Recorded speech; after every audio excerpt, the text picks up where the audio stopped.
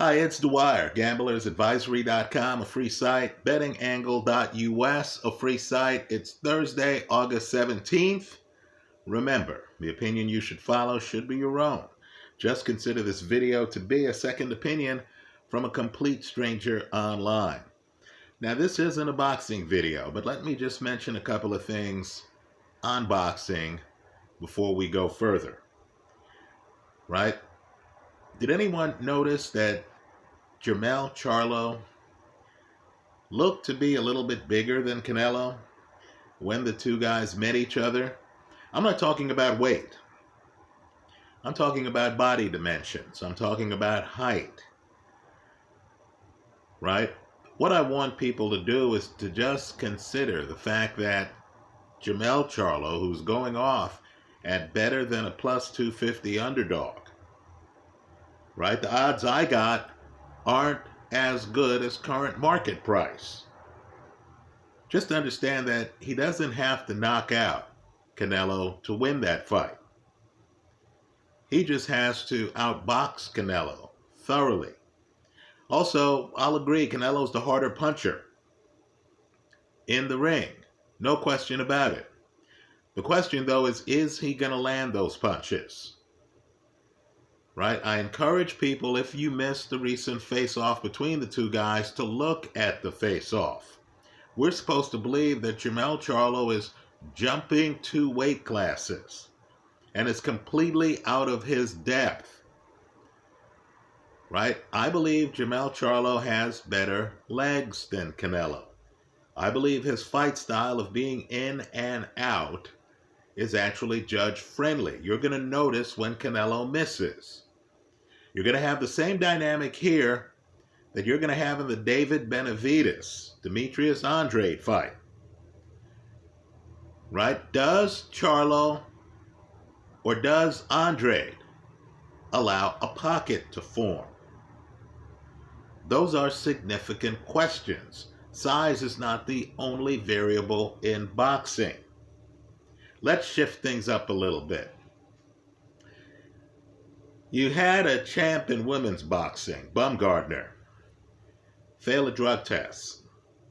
Now, we understand that big paydays are hard to come by for not just the fighters, but for the managers and for the promoters. Right? We get it. We understand that someone fails a drug test right before a fight. A lot of people have a financial incentive to let that fight go forward. But boxing's got to find another way. This isn't like steroids in baseball, where it's not really a contact sport. I'm not trying to hurt the pitcher except to hit his pitch someplace. I'm not trying to physically hurt him. I'm not trying to physically knock him out of the game. He can be juiced up. I can be juiced up. As long as he's not throwing at me rather than over the plate, we're good. The numbers will be inflated. I'm not saying PEDs should be allowed. But what I am saying is that the risk isn't acute like it is in a sport like boxing. We can't have people failing drug tests and then proceeding with the fight.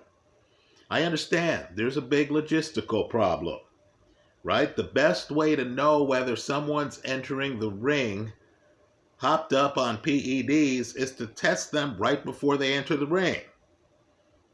And unless Evelyn Wood is, running your test service, it's going to take a while for the sample to be tested. I get the idea that the testing might take you to after the fight. But we need to send a message to the athletes who cut corners and enter the ring hopped up on PEDs. Right? Bumgardner needs a stiff suspension. I'm not talking about 6 months, because let's face it, you have some fighters who only fight once every 6 months. I'm talking about a year or more. I'm talking about a stiff penalty on her purse. Right? This is no laughing matter. She enters the ring The nature of the sport is you're trying to knock out your opponent. PEDs increases the risk exponentially. Should not be tolerated. Now let's talk about football and let's break a little bit with the pack. I know Anthony Richardson was a high pick. I get it. I understand he's supposed to be a freak athlete. And he's 6'4". He's not Michael Vick, 6 feet, 6'1". No, this is 6'4" and a freak athlete. I get it. But let me just say, he did not complete 54% of his passes in college. Let me repeat that. He did not complete 54% of his passes in college. Now, if college DBs were having their way with him, how are we supposed to expect him to do against pro DBs? Let's talk about his week 1 opponent, the Jacksonville Jaguars. Didn't their head coach win a Super Bowl? Isn't their young quarterback, Trevor Lawrence, one of the better young quarterbacks in the National Football League? Right now, the Colts, and let's face it, they're a dysfunctional bunch. Right? The owner was having words with the running back who is claiming to have an injury, and the running back's supposed to be one of the stars of the team. Now you have a rookie quarterback who has accuracy problems, right? Let me point out, too, we get spoiled by outliers. You might have recalled the quarterback of the Bills enter the league, and he had some accuracy problems. And we thought, oh, man, what's going to happen here? Then he solved them.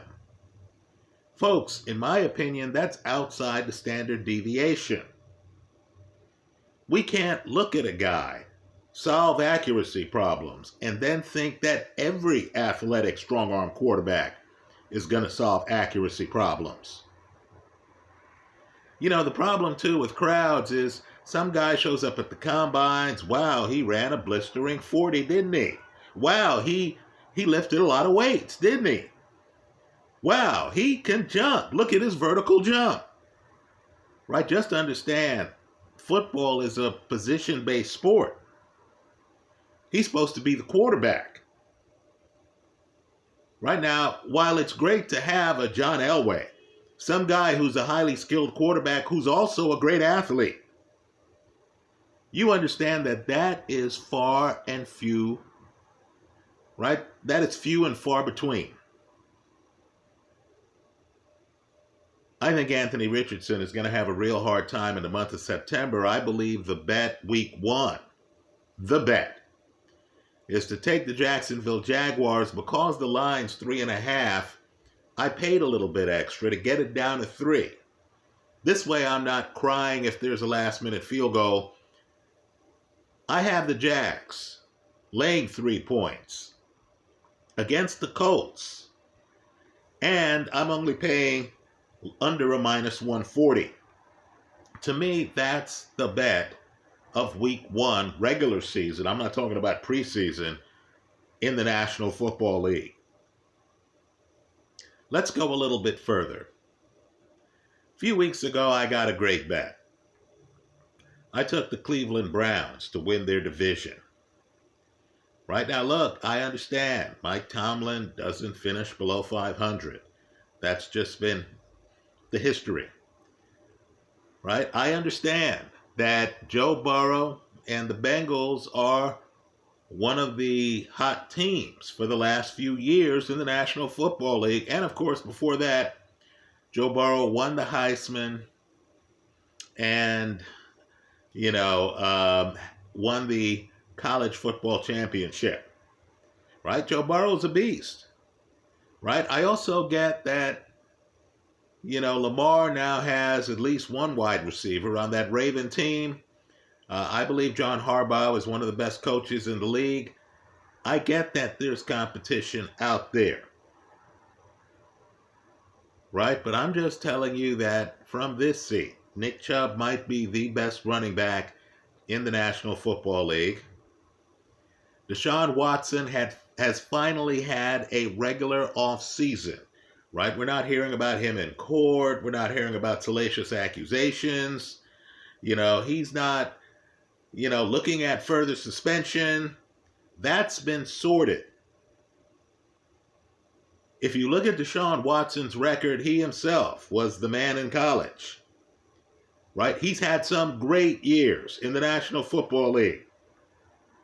I believe Cleveland is a sleeper to win that division, especially with Joe Burrow injured, right? Jamar Chase is saying he doesn't want to see Burrow week 1 unless Burrow is healthy. Burrow's a franchise quarterback who you don't want to be out there limping around in September. You'd rather him be healthy, right? Don't risk further injury. I wouldn't even listen to the athlete because, all of these athletes, they're prepared to play with broken legs, right? I would say, hey, Joe, run this obstacle course. If I see the brother looking gimpy, I'm like, no, Joe, you're over here with me.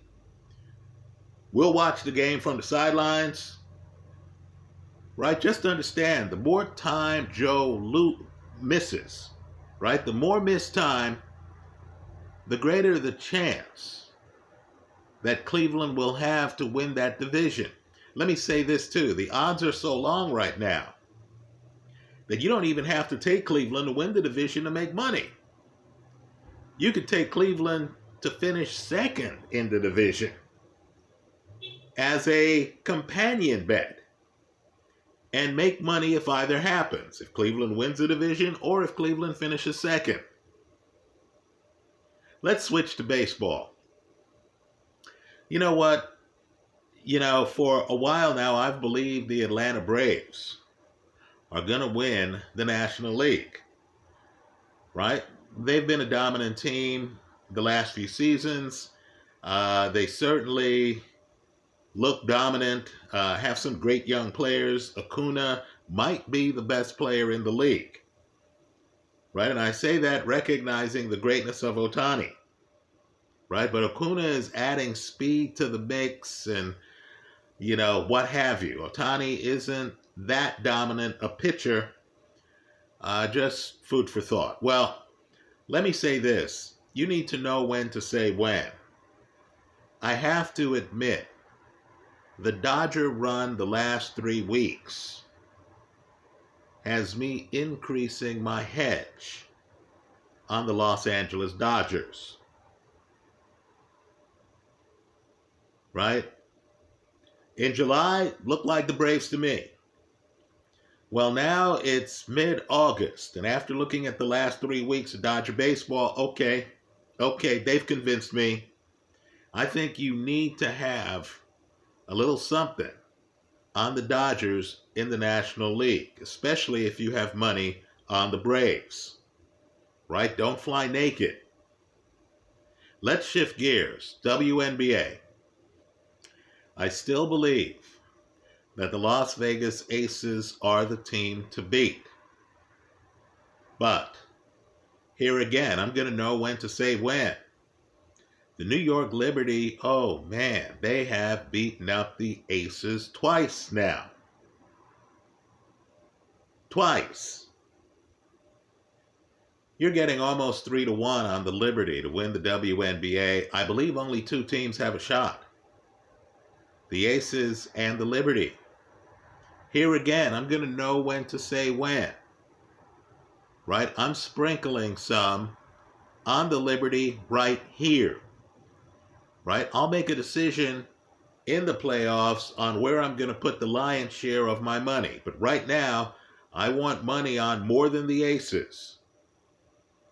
The Liberty have proven to me that they match up well in head-to-head. And even though I personally don't think the Liberty are the better team, I'm not going to take my chances because there will be a time when those 2 teams are going to have to face off in the postseason. Those are my thoughts today. Let me hear yours. I hope you leave them in the comment section of this YouTube video. Thanks for stopping by.